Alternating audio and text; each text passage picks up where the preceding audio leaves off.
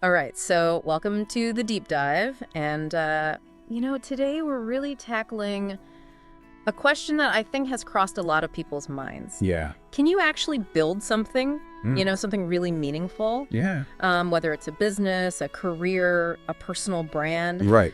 But without all those traditional advantages, Yeah. like, Right. wads of cash or fancy degrees or like a Rolodex just bursting with connections. So to explore this, we are diving into the core ideas in Tom Rath's StrengthsFinder 2.0. Yeah. It's a book that really kind of democratizes, I think, the idea of success. Yeah. The idea that what you already have inside you might be more powerful than anything you could get on the outside. Right. So that's the fun territory we're in today. Totally. And I love that because it's not like we're looking for some secret hack or some trick. It's really about how do we pinpoint what you're already good at and then amplify it.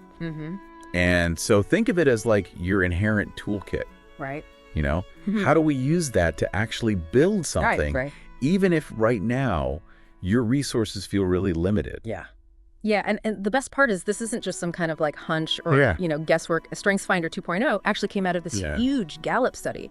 And they talked to over 10 million successful people in all kinds of industries. Oh, wow. So it's not just like,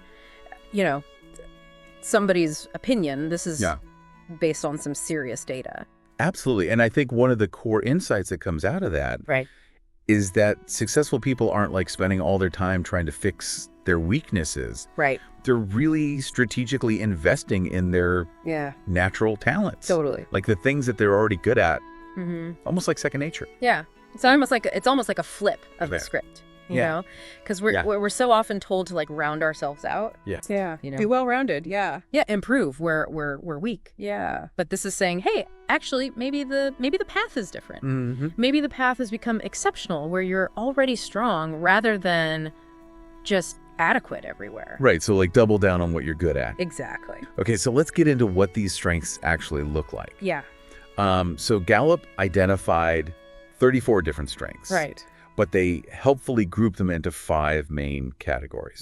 The first one being strategic thinking. Yeah. So what kind of strengths live under that category? So strategic thinking is really about how you process information and make decisions, how you look at a situation and how you analyze it. So these are the big picture thinkers.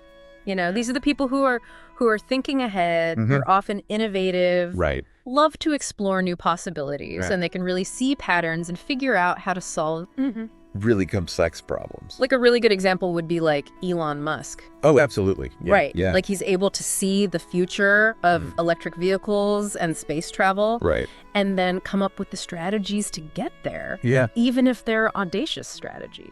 Yeah. Sometimes they are. Yeah. And I think that's a hallmark of somebody who thinks strategically. Yeah. Yeah. So under strategic thinking, there are strengths like, futuristic, analytical ideation, which we'll talk about later. Yeah.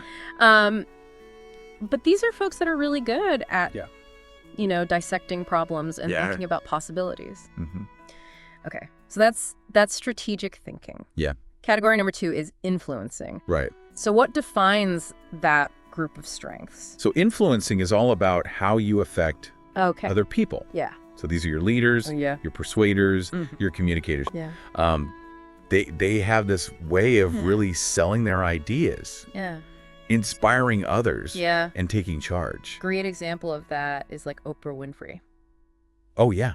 Right. She's a perfect example. Her ability to connect with millions of people, to shape conversations and motivate people to action. Absolutely. Through her communication is a perfect example of influencing. Yeah. And under influencing, you have strengths like communication, command. Woo. Yeah. These are the folks that are really good at kind of winning people over. Yeah. So you've got the vision. Yeah. And then you get other people on board with you. Exactly. The third category is how you build and maintain relationships. Right. So that's relationship building. Yep. That's it. So what does that one really focus on? So relationship building is your ability to create these strong connections with others, to build trust and foster a real sense of community. These are your natural networkers. Right. The people that just have a knack Yeah. For making others feel seen and valued. A really good example, this would be like Richard Branson. Oh, yeah. Right? Finally. Like his whole career has been about fostering positive relationships. Yeah. Creating a really strong culture within his companies and genuinely connecting with people from all walks of life. Yeah, he's got that reputation as a connector. Yeah, for sure. So some of the strengths you might see in here are things like realtor, empathy, harmony. Right. These are the folks that just really thrive on deep connections and working together. All right, so we've got the thinkers. Yeah. We've got the influencers. We've got the connectors. Yep. The fourth one is executing. Right. This sounds like get things done strengths. This is all about making things happen. So it's about discipline, the ability to follow through, and a real drive to actually achieve goals. Yeah. These are the folks who can take a plan and actually execute it. Yeah. Turn it into reality. Jeff Bezos is a good example of that. Oh, he's a great example, yeah. Right. Yeah. He's got this laser focus on customer satisfaction and then the ability to actually build and scale Amazon into this global powerhouse. Amazing execution. Yeah. Yeah. And that's what it takes to build something that big. So under executing, we would see strengths like achiever, discipline, responsibility. These are the people that you can count on to get it done. Yeah. Whatever it is they said they were going to do. They get it done. It gets done. Okay. Hey. Yep. So we've got the thinkers, the influencers, the connectors, the doers. Yeah. The final category. This is a good one. Is creative and adaptive. Yep. So tell us about that one. All right. So creative and adaptive strengths are all about how you approach the world with new ideas and how you handle change. Got it. So these are your innovative thinkers. Right. The folks who see things a little differently. Yeah. And they're very comfortable kind of adjusting and going with the flow. Yeah. When things don't go exactly according to plan. Like Steve Jobs. Oh, yeah. Right. Steve Jobs is the epitome of this. Right. You know? Constantly innovating. Yeah. Disrupting entire industries. Just a classic example of creative and adaptive strengths. Totally. And so under this category, you see strengths like adaptability, ideation. Which you'll notice kind of spans across a few of these. Yeah. You know, you see that in a couple of different places. Okay. But also input. These are the folks that are curious, resourceful, always looking for a new way to approach something. Yeah. I love these categories. It's a really good way to kind of... Yeah, it's a good framework. Frame things. Yeah, for sure. So for you, the listener out there, as you're listening to this, which one of these 5 categories really jumps out at you? Which one feels like it's a natural fit? Right. Where do your instincts kind of lead you? Yeah, where do you feel like you live the most? That's a crucial first step. Yeah. Because once you start to recognize like, hey, maybe I have some strength in this area. Yeah. Then you can start to think strategically about how to actually use that. Especially if you're starting out without, a ton of resources. Yeah.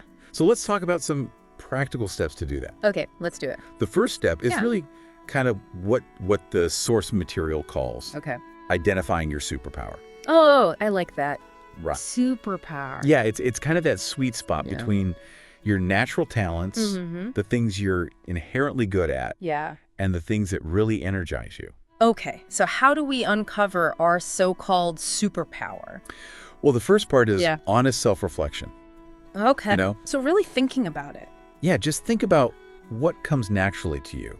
Like, what are the things that you do that other people seem to struggle with? Right. You know, what are those tasks or activities that you find yourself just gravitating towards? Right. What leaves you feeling energized and fulfilled rather than drained? So really paying attention to like what feels natural and easy and not necessarily what you think you should be good at. Yeah. Sometimes we get those mixed up. Right. Right. What about getting perspective from other people? Oh, that's huge. Yeah. I mean, that's where you can really get some insights that you might miss on your own. Right. So the source actually suggests reaching out to 3 close friends or colleagues and just asking them a really simple question. What do you think I'm naturally great at? Oh, I love that. And you'd be surprised at what they come back with. Right. It's often stuff that we just take for granted. Yeah. Or we don't even really see as strengths. They just assume everyone's good at that. Exactly. Right. And so getting that outside perspective can be really valuable. So that's like that external validation. Yeah, totally. What about some more formal ways to kind of identify strengths? Well, of course, you have the StrengthsFinder assessment itself. Right. Which is... like the actual test. Yeah, that's kind of the structured approach. Yeah. And it'll give you a very detailed report about, how you rank in all 34 of these. Yeah. But, even without taking the official test, right, you can still make a lot of progress. Yeah. Just by listing out, your skills. Right. Your talent. Based on that reflection and the feedback you've gotten. Yeah, based on what you've learned from yourself and from others. Okay. The key is just to start acknowledging them and really naming those abilities, whether you use an assessment or not. Right. Okay. So let's say you've got a clear picture of your strengths. Okay. How do you align those with potential ventures or projects or businesses, especially if you're starting with limited resources? Yeah. Maybe even zero capital. Right. So let's think about some actual examples. Okay, let's do it. Tied to those categories. Okay. We just talked about. Perfect. So let's say your superpower is strong communication skills. Maybe you're just really good at explaining complex things in a simple way. Or maybe you're a natural storyteller. Right. That could lead to creating a YouTube channel where you share your expertise or your passion. Yeah. You could even pursue public speaking. Right.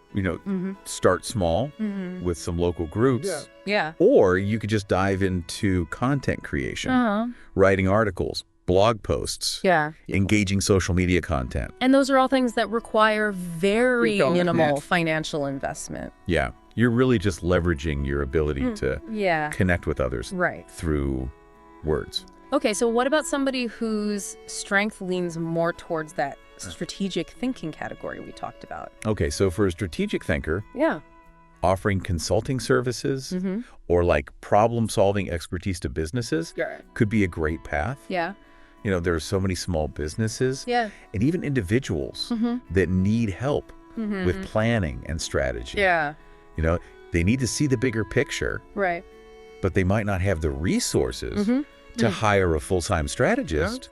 So your ability to come in, analyze a situation, and help them develop a plan is incredibly valuable. And again, you don't need a lot of upfront capital. Right. It's really just your expertise. It's just your time and your brain power. Yeah. Yeah. And what about for those that are, real executors? Okay. The folks that are good at taking ideas and making them happen. Yeah, those executors are incredibly valuable, especially in those early stages of a venture, where a lot of hard work and consistent effort are really required.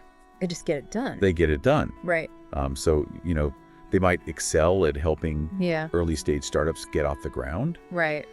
They could also be great as freelancers. Taking on projects and reliably delivering results. Okay. Even exploring things like drop shipping or e-commerce, where you're really managing those logistics and operations, that can be a good fit. And again, all of that is potentially minimal initial investment. Yeah. It's so encouraging to hear that, a lot of successful folks started with very little financial backing. It's really that ability to kind of identify and then leverage those inherent capabilities. It's not about what you don't have. Yeah. It's about figuring out how to use what you do have. It's a mindset shift. Yeah. It really is. Yeah, really. And that takes us to our third step. Right. Which is building a personal brand. A personal brand. Yeah, around your strengths. Yep. So why is this so important, particularly when you're starting with limited resources? Your personal brand is really your reputation. It's how you present yourself to the world. Right. And when you're starting out with limited financial resources, your brand is one of your most valuable assets. It's like the only asset you really have sometimes. For sure. Okay. It's how you attract opportunities. Yeah. How you build trust. And how you differentiate yourself in a crowded market. So how do you practically go about building this brand? Well, the first thing is figuring out what's your niche? What's that specific area where your strengths are a really good fit and where there's a need, where other people are looking for something that you can provide. Okay. And then a really powerful strategy, especially when you don't have a lot of money to spend on marketing, is to create valuable free content. Okay, free content. Yeah, just put it out there. Yeah. Platforms like YouTube, LinkedIn, Medium, Twitter. Right, all that good stuff. Yeah, all the places where people are hanging out. This allows you to really showcase your expertise, provide value to others, and start to establish yourself as a thought leader in your space. And so free content, that's something that anyone can start doing today. Anyone can do it all. Okay, so then what's the next step? Okay, so you're creating this great content. Yeah. You're starting to build an audience.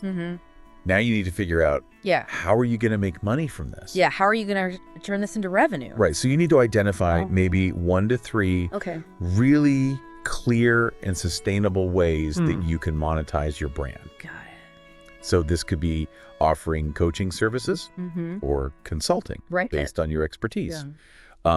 You could create digital products like ebooks or templates or online courses. Or you could even offer specialized services that are directly related to your strength. So essentially you're building that authority and then giving people ways to kind of engage with you more deeply and in turn generate some revenue. And they're happy to pay for it because you've demonstrated your value. What about connecting with other people in your field? Oh, networking is huge. Yeah. Reaching out to people that are already established in your space to get mentorship, to get advice, or even to explore potential collaborations. It's incredibly beneficial. Yeah. Those relationships can open doors that might otherwise stay closed. Yeah, and I think the source material highlights a couple of really good examples of folks who have built massive businesses and personal brands based on really leveraging their strengths. Yeah. So let's talk about a couple of those again. Okay. Gary Vaynerchuk. Oh, yeah, Gary Vee. He's built this multi-million-dollar media empire. Yeah. And it's all based on his ability to tell stories. Right. And his relentless work ethic. Yeah. His hustle. He outworks everybody. Oh, yeah. Right. He's incredible. And so he was really good at connecting with people through storytelling. And he just leveraged that and built a whole brand around it. A whole business around it. And then there's Elon Musk. Right back to Elon, the strategic thinking master. Right. His visionary thinking. Yeah. His ability to articulate these really complex strategies and then his drive to push the boundaries has been fundamental to the success of Tesla and SpaceX. They're huge companies. Yeah. So it really comes back to that intersection of your talents and the value that you're giving to people. It's that sweet spot. Yeah. And as the source puts it, your brand is that tangible output of your core strengths applied to solving problems for others.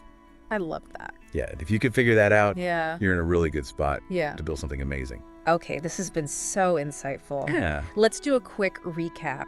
The key takeaways from StrengthsFinder 2.0 as it relates to starting with limited resources. All right, so the big takeaway is significant capital is not the primary prerequisite for success. It's not about the money. It's not about the money. Yeah. What really matters is a deep understanding of your natural strengths and a strategic plan to leverage them effectively. Yeah. It's about shifting your focus away from trying to fix all your weaknesses. Right. We all have We all have them. Yeah. And instead really cultivating and maximizing what makes you uniquely talented. Right. And a crucial part of that is identifying the problems that you're actually equipped to solve. Yeah. Seek out those challenges and opportunities that align with your strengths. That's where the magic happens. That's where the magic happens. Yeah. That's where you'll create the most value and find the most sustainable success. And you know what? You don't need a huge set of expensive tools to do this. You don't. Right. No. There are so many accessible, free resources available online right now.